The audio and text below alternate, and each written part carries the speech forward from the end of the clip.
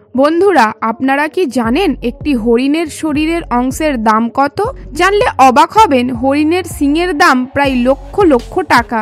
এছাড়াও তার থেকেও খুব দামি একটি প্রাণী রয়েছে, যাকে দেখা মাত্রই মানুষ ভয়ে দূরে পালায়। সেটা হলো সাপ। হ্যাঁ বন্ধুরা, সাপের শরীরের কোনো অংশই বাদ যায় না। আর এই সাপের জন্যই বহু মানুষ আজ কোটিপতি হয়ে চীনের বুকে বসবাস করছে। আপনারা তো শুধু সাপ খেতে দেখেছেন, কিন্তু সাপ দিয়ে আরো কি কি করা হয় সেগুলি আজকের এই ভিডিওর মাধ্যমে আপনারা জানতে পারবেন। তাই ভিডিওটি কোনো রকম ভাবে স্কিপ না করে একদম শেষ পর্যন্ত দেখুন। তো চলুন শুরু করা যাক। চায়নার লোকজন হরিণ চাষ করে কোটি কোটি টাকা কামায়। এরা সদ্যজাত হরিণকে তার মায়ের থেকে আলাদা করে দেয় এবং তারপর তারা বড় হলে তাদের চোখে কাপড় বেঁধে তাদের শিং কেটে নেয় এবং সেগুলোকে ইন্টারন্যাশনাল মার্কেটে বিক্রি করে লাখ লাখ টাকা কামায়। হরিণের শিং দিয়ে বহু শৌখিন ঘর সাজানোর জিনিস, মহিলাদের নেকলেস বানানো হয়। চীনের জিসিকাও গ্রাম কোনো সাধারণ গ্রাম নয়, কেননা এই গ্রামে যদি আপনি বেড়াতে যান তাহলে আপনাকে নিজের প্রাণ হাতে করে নিয়ে যেতে হবে, কেননা এই গ্রামের প্রত্যেকটা ঘরের মধ্যেই রয়েছে সাপ। না, এরা ভুল করে সেই ঘরে ঢুকে যায়নি, বরং এই গ্রামের মানুষরা সাপেদের চাষ করে থাকে।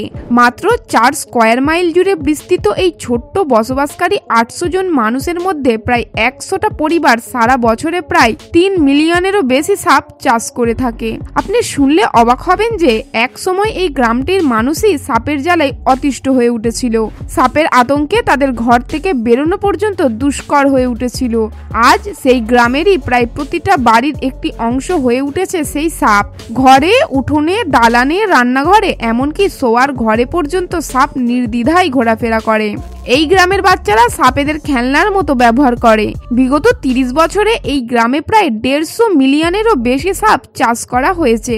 সারা বিশ্বে চীন 70% সাপ সাপ্লাই করে থাকে, আর তার মধ্যে 20% সাপ এই গ্রাম একাই সাপ্লাই করে। 70-এর দশকে চীনে সর্বপ্রথম সাপ চাষের সূত্রপাত হয়। সেই সময় চীনের একজন আদিবাসী ইয়াং হংচ্যাং এর হঠাৎই একদিন মেরুদণ্ডের সমস্যা দেখা দেয় এবং তার চিকিৎসার জন্য তখন ডাক্তার অনেক টাকা চায়, যা সেই সময় তার কাছে ছিল না। নিজের সমস্ত সঞ্চয় দিয়ে দেওয়ার পরেও সেই অর্থ অনেক কম পড়ে যায়। শেষমেশ কোনো উপায় না দেখে ইয়াং একদিন একজন আয়ুর্বেদ ডাক্তারের কাছে যায়। সেই আয়ুর্বেদ ডাক্তার ইয়াংকে এমন এক ধরনের ঔষধের কথা বলেন যা শুনে ইয়াং এর ভয়ে মাথা ঘুরে যায়। সেই ডাক্তার তাকে বলেন বিষাক্ত সাপের বীজ দিয়ে মদ তৈরি করে খেতে। কিন্তু এখানেও সেই টাকার জন্য ইয়াং এর মন ভেঙে যায়, কেননা 1970-এর দিকে সাপের বিষের তৈরি ওষুধ ছিল খুবই বিরল এবং তার পাশাপাশি অনেক ব্যয় সাপেক্ষ। সেই কারণে সেই ওষুধও ইয়াং এর সামর্থ্যের বাইরে ছিল। কিন্তু এত সহজে হার না মেনে ইয়াং শেষ পর্যন্ত ঠিক করে যে সে নিজেই সাপ ধরবে এবং সেই সাপের বীজ দিয়ে ওষুধ বানিয়ে খাবে। সেই এলাকায় তখন এমনিতেই সাপেদের উপদ্রব লেগেই থাকতো, তাই সাপ ধরার কাজটা তার কাছে তেমন মুশকিল ছিল না। এরপর থেকে সে নিয়মিত সাপ ধরে তার বীজ থেকে ওষুধ বানিয়ে খেতে থাকে এবং সে উপলব্ধি করে যে সত্যিই তার শরীর ধীরে ধীরে সুস্থ হয়ে উঠছে।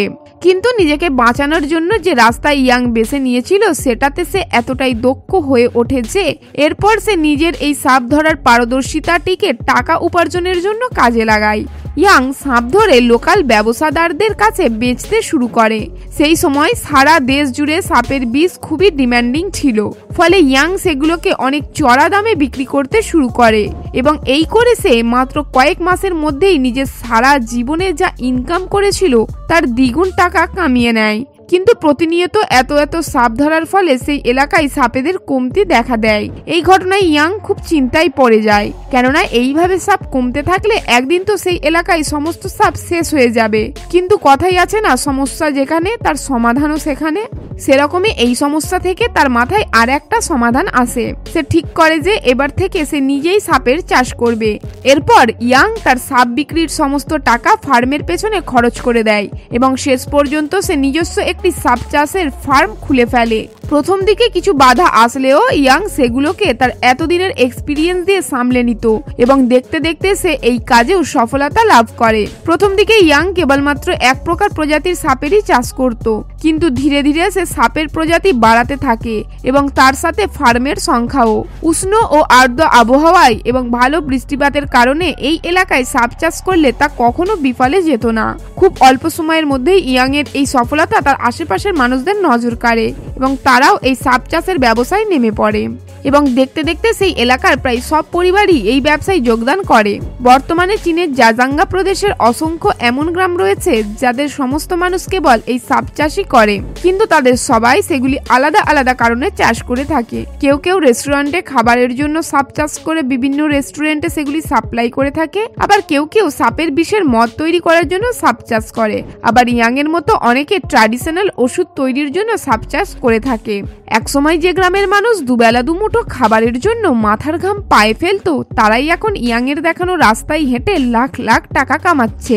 ইয়াং এর অভিনব বুদ্ধির কারণেই চীনের এই জেসিকাও গ্রাম এখন শীর্ষ সাপের কেন্দ্র পরিণত হয়েছে।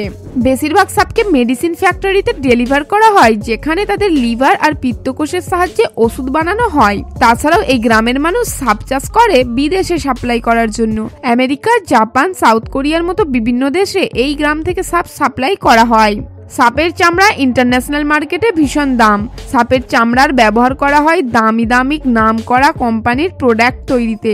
এই গ্রামের প্রায় বেশিরভাগ চাষি তাদের চাষের জমিতে এই সাপ চাষ করে থাকে, কেননা সাপের ব্যবসায় অগাধ লাভ থাকে। এই ব্যবসায় অন্যান্য ব্যবসার তুলনায় লাভের পরিমাণ এত বেশি থাকার কারণ হলো একটা সাপের শরীরের কোনো অংশ অপচয় হয় না, তাদের সমস্ত পার্টসই বিক্রি হয়। সাপেদের শরীরের সব থেকে দামি পার্টস হচ্ছে তাদের বিষ। একটি সাপের 1 গ্রাম বিষের দাম $500 থেকে $800। সমস্ত প্রজাতির সাপেদের মধ্যে সবথেকে ডিমান্ডেড এবং সবথেকে দামি সাপের প্রজাতি হলো রেড ব্র্যান্ডেড স্নেক। এই সাপেদের বয়স 1 সপ্তাহের কাছাকাছি হলেই ফার্মাররা এদেরকে মেডিসিন ফ্যাক্টরিতে বিক্রি করে দেয়, কেননা এই সময় সাপগুলোর ভ্যালু সব থেকে হাই থাকে। এছাড়াও ভাইপারের মতো কিছু বিষাক্ত সাপেদের রেটও মার্কেটে অনেক হাই থাকে তাদের বিষাক্ত বিষের কারণে, কেননা বিভিন্ন রোগের প্রতিকার হিসাবে সাপের বিষ দিয়ে তৈরি ওষুধ কাজে লাগে, যেমন ইয়াং এর লেগেছিল, যার থেকেই এইসব শুরু। সাপের মাংস, কাঁটা, বিষ, চামড়া, রক্ত, পিত্তকোষ সবকিছু থেকেই রোগের ওষুধ বানানো হয় এবং এই কারণেই বলেছিলাম যে একটি সাপের শরীরে সব অংশই কাজে লাগে। ত্বকের সমস্যা বা কোথাও পুড়ে গেলে সেই ক্ষেত্রে সাপের তেল ব্যবহার করা হয়। বন্ধুরা, আমাদের আজকের এই তথ্যপূর্ণ ভিডিও এখান পর্যন্তই। এই তথ্যপূর্ণ ভিডিওটিকে একটি লাইক দিয়ে আপনার ফ্রেন্ডস এবং ফ্যামিলির মধ্যে শেয়ার করে দেবেন এবং আপনি যদি আমাদের চ্যানেলে নতুন দর্শক হয়ে থাকেন তাহলে আমাদের চ্যানেলটিকে সাবস্ক্রাইব করে পাশে থাকা বেল আইকনে ক্লিক করে দেবেন।